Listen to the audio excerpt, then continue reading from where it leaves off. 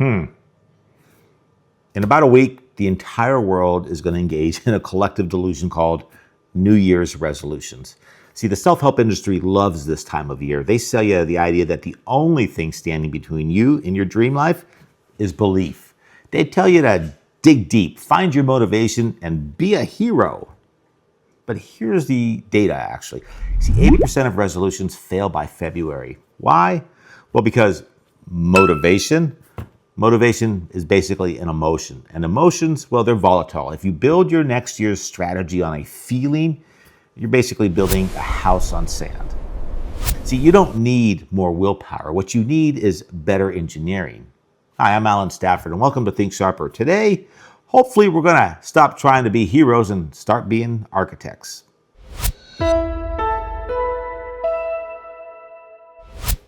right, so let's look at this through first principles, okay? We need to strip away the motivational fluff and look at the biology. So principle 1, your brain has a primary directive, conserve energy. Principle 2, making a decision, which is using your willpower, burns energy. It draws from a finite battery in your prefrontal cortex. And every time you look at a cookie and decide not to eat it, you burn the battery. Every time you look at your running shoes and decide to put them on, you burn your battery. And eventually, well, the battery dies. This is called decision fatigue. And when the battery dies, you revert to your default settings. So the solution, well, it's not to get a bigger battery, it's to stop using it so much. And this is what we call choice architecture. See, you want to design your environment so that the good behavior is the path of least resistance. And the bad behavior, well, that becomes the path of highest resistance. What you want to do is make the decision for your future self so your tired brain, well, doesn't have to. So to do this, you need to understand the concept from chemistry called activation energy.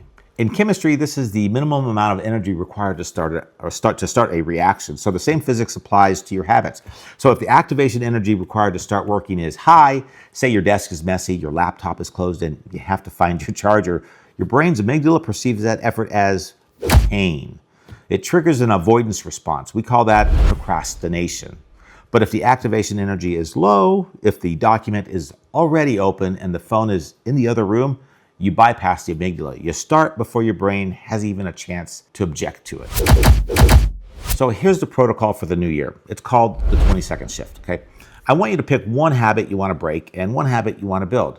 So to break a bad habit, add 20 seconds of friction.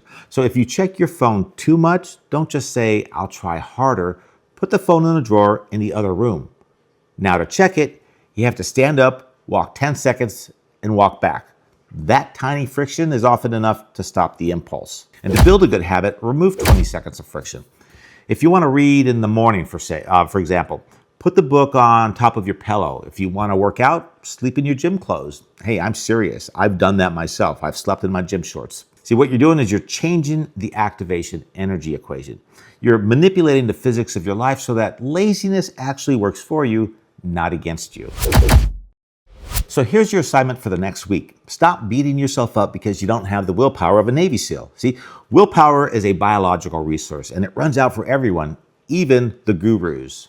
The difference between the people who, stick to their resolutions and the people who quit in February, it's not character, it's design. You see, the winners design an environment where doing the right thing, well, it's easy. And doing the wrong thing becomes annoying. So look at your home, look at your desk.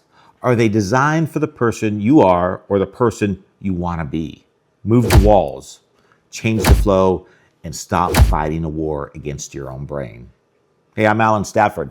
Thanks for watching, and I'll see you in the next one. Think sharper, my friend.